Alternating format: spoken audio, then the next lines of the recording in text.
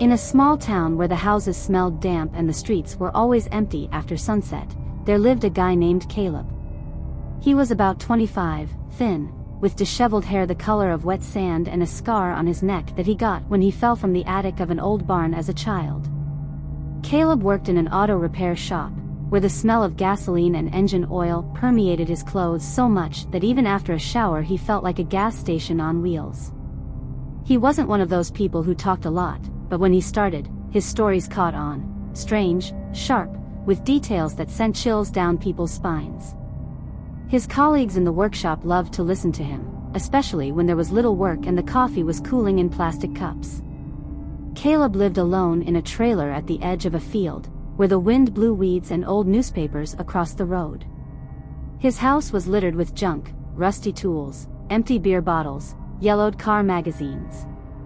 His only companion was a dog named Rusty, a shaggy mongrel with one ear who limped after being run over by a tractor. They were similar, both battered, both silent, both survivors. Caleb wasn't looking for problems, but they found him on their own, like flies finding rotten meat. It all started with a woman named Marla. She appeared in the workshop on one of those days when the sky was gray and the air was sticky from the heat. Marla was tall, with short black hair and eyes that looked right through you, as if they saw something behind your back. She was wearing a battered denim jacket, and in her hand she was holding a bag made of worn leather, stuffed so tightly that the zipper barely held. She asked Caleb to look at her car, an old sedan with peeling paint and a cracked windshield. While he was digging under the hood, she was standing next to him, too close, and was silent. Caleb noticed that her nails were broken off and her fingers were covered with small scratches, as if she had been digging with her hands. The car was fine, but Marla didn't leave. She asked if he wanted to go for a ride with her after work, just to watch the sunset. Caleb wasn't a fool. He saw how strangely she was behaving, how her hands were shaking when she took a cigarette out of the pack. But something in her voice, low and hoarse, hooked him. He agreed, closed the workshop, left Rusty with a bowl of water and got into her sedan. They drove in silence until the asphalt gave way to a dirt road leading to an abandoned farm with a sagging house and a barn where the windows were boarded up. Marla parked, got out, and motioned for him to follow her. Caleb went, not knowing why, but feeling that there was no turning back. The inside of the barn smelled of rot and something sour like vinegar. The floor was covered with sawdust mixed with dirt, and there was an old bed with a torn mattress in the corner. Marla threw the bag on the floor, and things fell out of it: a coil of rope, a rusty screwdriver, a pair of gloves stained with something dark. Caleb asked her what she was up to, but she just smiled crookedly, showing tobacco-stained teeth. "You like stories, don't you?" she said. "I'll show you one." She took a folded piece of paper out of her pocket and handed it to him. It was a handwritten note, the ink smudged, but the words were legible. He shouldn't have stopped. Now it's his turn. Caleb frowned, but before he could say anything, Marla pulled out a metal box from under the bed and opened it. Inside were photographs, dozens of pictures of people, men and women, with empty eyes and bruises on their necks. Some had notes on them, names, dates, addresses. Caleb felt a chill run down his spine. He asked who these people were, but Marla didn't answer. She started talking, softly, almost in a whisper, about how she met a guy at a gas station who offered her a ride and then tried to strangle her in the car. She broke free, hit him with a wrench and left him to die in a ditch. "That was the first one," she said, looking at the photos. "But not the last one." Caleb realized that she wasn't just talking, she was bragging. He took a step back, but Marla grabbed his sleeve and dragged him to the bed. "You're not leaving until you've finished listening," she said, and there was steel in her voice. The following hours were like a waking nightmare. Marla pulled a knife out of the drawer, a long one with a serrated blade, the kind used for butchering meat. She didn't threaten, just held it in her hands, running her finger along the edge as she talked. Her stories got crazier and crazier, about the woman she tied to a chair and left in the basement with the gas stove on, about the old man she pushed off a bridge into the river, about the teenager who screamed while she broke his fingers with pliers. Caleb listened, unable to move, his feet rooted to the floor. He noticed that there were stains on some of the photos, not dirt, but something sticky and dried, which made his stomach clench. When she finished, it was already dark outside. Marla looked at him, her eyes glittering in the dim light of the lantern she had lit. "Now you know my secret," she said. "What are you going to do?" Caleb did not answer. He rushed to the door, but it was locked with a chain. Marla laughed, short and sharp, like a dog barking at a stranger. She came closer, holding a knife, and said, "You can be a part of it. Or lie in a drawer." Caleb elbowed her in the face. She staggered back, but did not fall. He rushed to the window, knocked out the board and jumped out, leaving behind her scream, not angry, but somehow joyful, as if she had been waiting for this. He ran across the field until he reached the trailer. Rusty greeted him, whining softly, but Caleb couldn't calm down. He locked the door, grabbed a hammer from the toolbox, and sat up all night looking at the road. The next morning, he found a note under the door, the same one that Marla showed him, but with a new line, "You're already on the list." Caleb realized that this was not the end, but the beginning of something from which he would not be able to escape. Caleb woke up to a sound like metal scraping against metal. He was lying on the couch in his trailer, the hammer still in his hand, and Rusty was growling softly, staring at the door. The light of the morning sun filtered through the cracks in the curtains, but it was too quiet outside the window, no birds, no wind, just this strange sound that was getting louder. Caleb got up, went to the window, and pulled back the cloth. The Marla sedan was standing on the road, with the hood open, and a wrench lay next to it, as if someone had thrown it right on the asphalt. The car was empty, but tire tracks trailed toward his trailer, as if it had pulled up at night and waited. He grabbed his phone to call the police, but the screen was black, the battery was dead, although he had definitely charged it before going to bed. Caleb cursed, threw the phone on the table and looked out again. Traces of dirt led from the car to his doorstep, and the note he found yesterday was gone. Rusty started barking, and Caleb noticed movement in the field, not a man, but something low and fast, like an animal. He opened the door, holding the hammer at the ready, but there was no one there, only the wind blowing dust on the ground. However, there was a new piece of paper on the steps, pinned with a rusty nail. The handwriting was the same, "You can't hide." Caleb decided that it was no longer possible to sit in the trailer. He gathered a few things, a hammer, a knife from the kitchen drawer, a supply of water, and put Rusty in his old pickup truck. The car started on the third attempt. The engine coughed like an old man with a cold, but it went.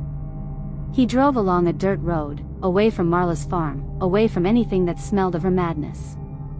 Rusty was sitting next to him, sticking out his tongue, and Caleb almost believed that he would be able to escape from this nightmare. But after a couple of miles, he noticed smoke in the rearview mirror, black, thick, rising over the field. He stopped, got out, and saw that his trailer was on fire. Fire licked the walls, glass burst from the heat, and in this mess he saw a silhouette, tall, motionless, like a mannequin. Caleb did not return. He drove on until he reached a gas station at the intersection of two roads. It was empty, except for the old cashier, who was dozing behind the counter, and the coffee machine was humming in the corner. Caleb bought coffee, black and bitter, and sat at a table by the window, trying to figure out what to do. Rusty was lying at his feet, whimpering softly. Half an hour later, the gas station door opened and a guy in his 20s came in, wearing a battered T-shirt and carrying a backpack on his shoulder. He looked ordinary, but Caleb noticed how his hands were shaking as he took the money out of his pocket. The guy ordered water, sat down at the next table and stared at Caleb without blinking. "You're from there, aren't you?" the guy asked quietly, almost in a whisper. Caleb tensed, gripping the mug so tightly that his fingers turned white. "From where?" "What is it?" he asked, even though he already knew the answer. The guy nodded towards the road. "From her. I saw you driving. She doesn't like it when people leave." Caleb wanted to get up, but the guy grabbed his sleeve. "Listen," he said quickly. "My name is Danny. I was with her 3 months ago. She made me watch. His eyes darted like those of a hunted animal. Watch what? Caleb asked, though his insides tightened with a sense of foreboding. Danny pulled his phone out of his backpack and showed me a photo of the barn, the same one where Marla was, but there was a man lying on the floor, tied to a chair, with his face smashed beyond recognition. Caleb staggered back, but Danny wouldn't let up. She's not alone, he said. There are many of them. They find people like us and they do it. I ran away, but they still know where I am. Caleb wanted to say that this was nonsense, but he remembered the photos in Marla's drawer, her knife, her smile. He asked who they were, but Danny just shook his head. You'll understand when you see it. At that moment, the glass of the gas station shattered. Someone threw a brick, and it fell right between the tables. There was a note taped to the brick. Danny, you're next. Caleb, don't interfere. Caleb grabbed Rusty and rushed to the pickup truck, but Danny ran after him, shouting, You're not leaving me. They got into the car, and Caleb stepped on the gas without looking back. Danny kept talking, his voice cracking. They're watching, they're always watching. She's just the beginning. There is even worse. Caleb drove until the road turned into an abandoned warehouse, a long building with rusty walls and broken windows. He stopped because he was out of gas and there was no spare canister. Danny jumped out of the car and ran to the warehouse, shouting, You can hide there. Caleb followed him, holding a knife in his hand. It was dark inside the warehouse, and it smelled of mold and something caustic, like a solvent. The floor was littered with trash, empty bottles, torn sacks, newspaper scraps. Danny found a corner behind some old crates and sat down, hugging his knees to his chest. They will come, he said. They always come. Caleb wanted to ask who, but he heard a noise, footsteps, heavy, measured, as if someone was in no hurry to catch up with them. He looked out from behind the box and saw Marla. She was walking through the warehouse, a knife in one hand, a canister dripping with something dark in the other. She was followed by 2 men, a man with a bald head and a tattoo on his neck, and a woman in a leather jacket with a scarred face. They didn't speak, just stared ahead like machines programmed to hunt. Caleb grabbed Danny by the shoulder, trying to lead him to another exit, but he pulled away. It's no use, he said. They know. Marla came closer, her footsteps crunching on the glass. She stopped a few meters away and threw the canister on the floor. The smell of gasoline hit her nose. You shouldn't have run, Caleb, she said, her voice calm, almost affectionate. Now you've ruined the story. She flicked the lighter, and the fire flared up, quickly ran across the floor, cutting them off from the exit. Danny screamed and ran to the side, but the man with the tattoo caught him by the neck and slammed him against the wall, once, twice, until Danny's head went limp. Caleb rushed to the window, knocked out the glass with his elbow and jumped out, leaving Rusty inside. He fell to the ground, feeling the heat from the fire searing his back. The dog jumped out after him, limping, but alive. Caleb ran without looking back until he reached the woods behind the warehouse. He hid behind a tree, panting, and heard gunshots, loud, sharp, one after another. Then silence. He looked out. The warehouse was on fire, smoke was rising into the sky, and there was a pickup truck nearby, not his, but another, with an open body. People came out of it, not Marla, not her companions, but someone new, in masks, with guns in their hands. They were pulling bodies out of the fire, Danny, the man with the tattoo, the woman with the scars. Marla stood nearby, alive, and looked at Caleb through the flames. She smiled and raised her hand as if saying goodbye. Caleb realized that it wasn't just Marla's madness. It was a network, a group that hunted, killed, burned, and all for the sake of some of their stories. He ran deeper into the forest, hearing footsteps behind him, but he didn't stop. Rusty ran beside him, whining softly, and Caleb had only one thought in his head: he would never know why. Caleb ran through the forest until his legs began to give out from fatigue. Branches whipped at his face, leaving red streaks on his skin, and his breathing came out with a rasp like that of a hunted animal. Rusty hobbled along, his fur stained with soot from the fire, and his eyes glittered with fear. The forest was dense, with the smell of dampness and rotting leaves, and Caleb didn't know where he was going, just to get away from the burning warehouse, from Marla and those masked men. He stopped, leaning against a tree, and tried to catch his breath. Gunshots were still ringing in his ears, and her smile was in front of his eyes, crooked, creepy, as if she knew something he would never understand. The silence in the forest was deceptive. After a couple of minutes, he heard a noise, not footsteps, but something heavy scratching on the ground.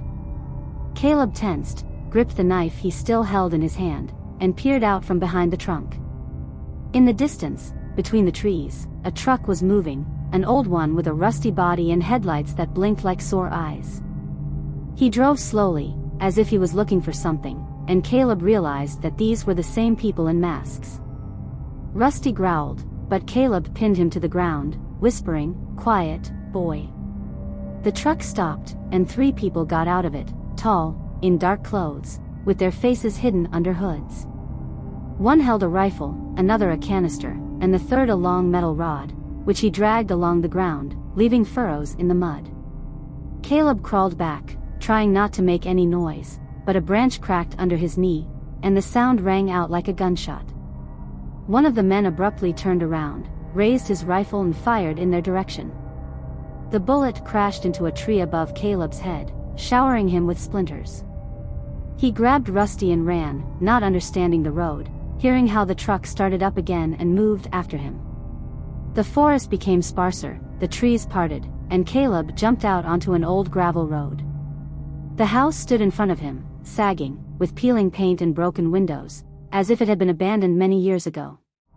He didn't think, just ran inside, slamming the door behind him. The house smelled musty and sweet, like rotting fruit. The floorboards creaked underfoot, and the walls were stained with what could have been anything from water to blood. Caleb pressed himself against the wall, peering through a crack in the boards covering the window. The truck stopped nearby, and the men got out slowly, as if they knew it wasn't going anywhere. One of them, the one with the rod, started hitting the ground with it, knocking out thuds like a metronome. Another threw gasoline from a canister onto the grass and set it on fire. The fire broke out, surrounding the house with a ring. Caleb realized that it wasn't just a chase, it was a trap. He ran to the back of the house, looking for an exit, but the back door was filled with old furniture, a table, chairs, a closet that looked like it had been abandoned in the middle of a move. Rusty whined, nuzzling his legs, and Caleb noticed the stairs leading to the second floor. He got up, stepping over the broken steps, and found himself in a corridor with 3 doors. Something was moving behind one of them, quiet but distinct, like the rustle of cloth. Caleb opened the door, holding the knife in front of him, and froze. There was a woman lying on the floor, not Marla, but someone else, with long, matted hair and a bruised face. Her hands were tied to the radiator with rope, and her mouth was taped shut. She looked at him, her eyes filled with horror, but she didn't scream, just kicked her legs, trying to crawl away. Caleb approached, tore the tape from her mouth, and she immediately began to speak, gasping, "They're coming for me. They're coming for everyone." He asked who she was, but she just shook her head. "My name is Sarah. I was in the car with her. She made me watch them, how they do it." Caleb cut the rope and helped her stand up, but she could barely stand on her feet, her knees were shaking, and there was a burn on her ankle, fresh, with bubbling skin. "They won't stop," she said. "It's their job." Caleb wanted to ask what kind of work, but he heard footsteps downstairs, heavy, confident, as if someone was climbing the stairs. He dragged Sarah to the window on the second floor, broke out the glass and looked out. The fire was already creeping up to the walls of the house, the smoke was eating at the eyes, but there was an old awning covered with rusty iron below. Caleb lowered Rusty first, the dog fell with a thud, but got up, limping. Then he helped Sarah down, holding her hands until she touched the canopy. He jumped last, landing so hard that his knee cracked in pain.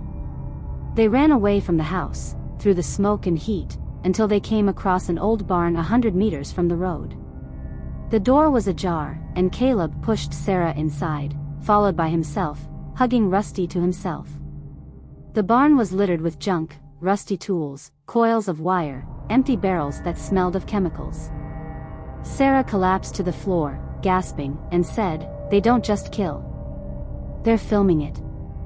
I saw the cameras." Caleb looked around and noticed a box in the corner, similar to the one Marla had. He opened it and there were old tapes inside, with labels with names written on them: Danny, Sarah, Tommy, Caleb. His name was the last one, written in fresh ink, still wet. There was a knife nearby, a long one with spots on the blade, and a note: "You're not a hero.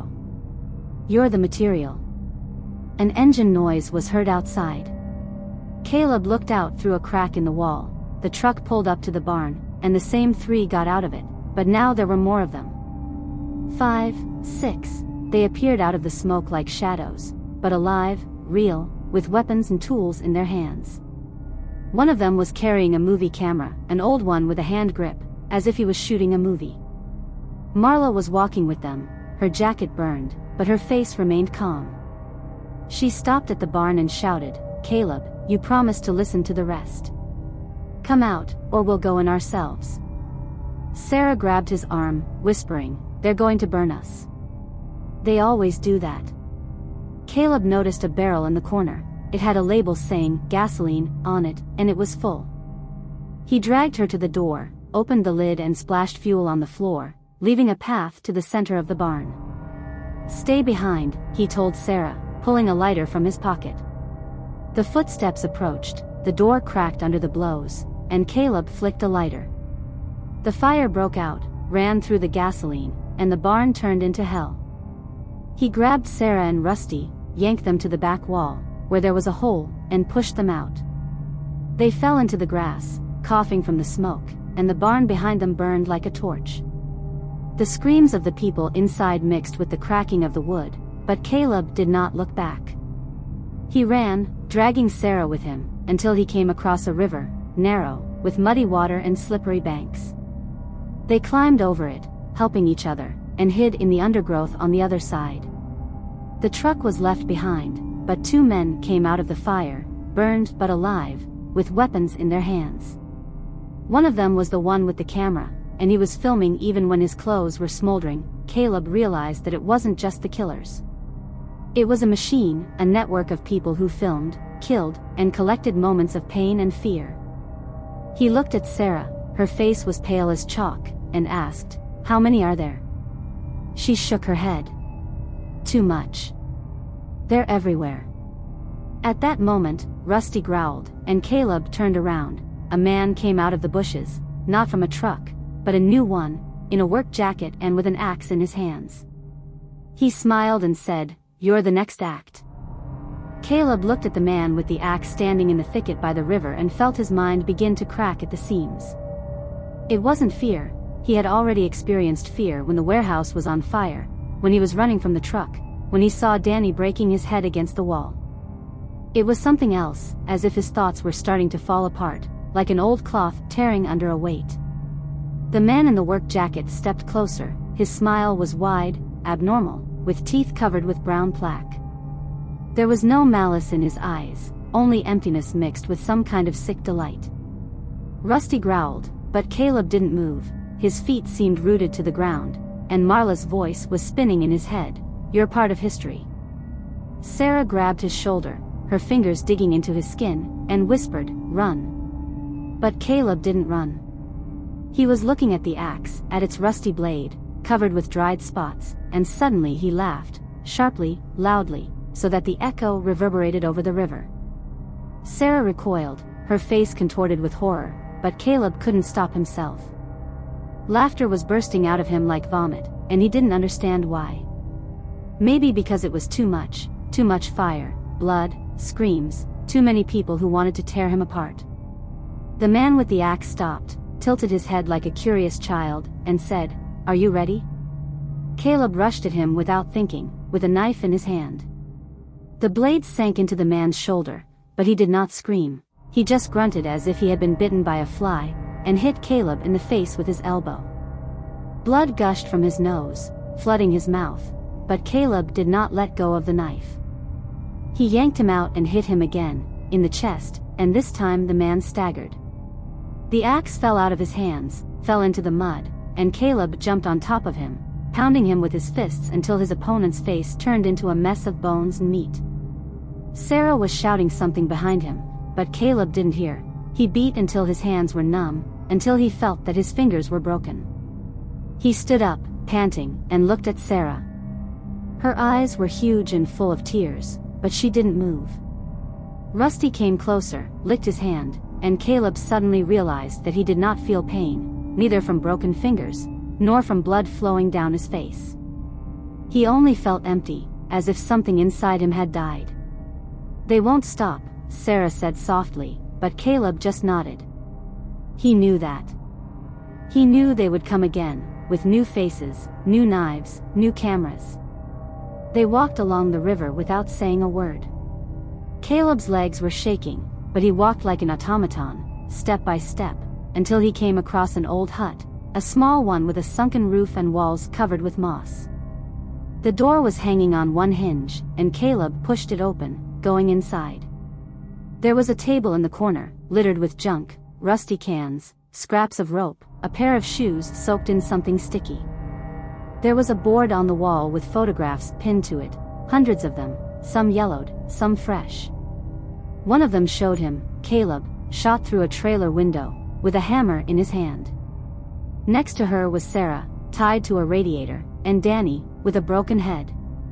And in the center is Marla, smiling, with a knife in her hand, like the queen of her crazy kingdom.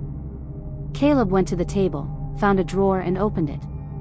Inside were tools, pliers, a screwdriver, a saw, all covered with stains he didn't want to recognize. Next to it was a thick notebook with a battered cover. He opened it, and the pages crunched under his fingers. They were notes, names, dates, descriptions. Danny broke his neck, screamed to the end. Sarah survived longer than expected. Tommy drowned in the river. The camera fell. The last line was about him. Caleb resists, but will break. The handwriting was different. Not only Marla wrote it, but dozens of hands, dozens of minds united by one goal. Sarah came closer, her voice trembling. "They're collecting us. This is their life." Caleb did not respond. He took the pliers, squeezed them in his hand, and suddenly began to laugh again, softly, hoarsely, as if something inside him had finally broken. He turned to Sarah and said, "You know they're right." She stepped back, but Caleb took a step toward her, his eyes glittering like those of a man who no longer sees the difference between himself and his enemies. "We're all material," he said, and his voice was alien, empty. There was a noise outside, footsteps, many footsteps, like a whole crowd. Caleb looked out through a crack in the wall and saw them, dozens of people, maybe more. They were walking through the forest, carrying tools, cameras, canisters. Marla was in front, her jacket in tatters, but the knife in her hand shone like new. She was followed by a man with an axe, the one Caleb had killed, or thought he had. His face was smashed, one eye was hanging by a thread, but he was walking, smiling the same sick smile. Caleb realized that this was not just a network, it was a cult where death was not the end, but part of the show. He turned to Sarah, grabbed her by the hair, and pushed her against the wall. "You have to scream," he said, and his voice was trembling with a kind of wild excitement. She struggled, but Caleb was stronger. He took a pair of pliers and squeezed her finger, pulling out the nail by the roots. Sarah screamed, and Caleb laughed, throwing a bloody nail on the floor. "They want to see this," he said, and his mind finally collapsed. He wasn't a victim, he became one of them, not because he wanted to, but because he couldn't help it. The pain, the blood, the screams were the only things that kept him afloat. The door of the hut collapsed, and they entered. Marla, the man with the axe, the masked men, all with cameras trained on him. Marla came closer, her smile widening. "You got it," she said, and Caleb nodded. He let go of Sarah, and she fell, gasping in pain. Marla handed him the camera, an old one with a handle, and said, "Take it off." Caleb took it, pointed it at Sarah, and started turning the knob. The people around clapped like the audience at a show, and someone splashed gasoline on the floor. The fire broke out, but Caleb didn't stop. He filmed Sarah screaming, her skin melting, and her eyes turning glassy. Then they turned the cameras on him. Marla took the axe from the man with the bruised face and stepped closer. "You're ending," she said, and Caleb didn't resist. He stared at the camera, feeling the blade sink into his shoulder, his bones cracking under the blows. He wasn't shouting, he was smiling, because this was his story, his moment. They filmed until he fell, until blood covered the floor, until the fire consumed the hut. The next day, there was nothing left of the house, only ashes and charred bones.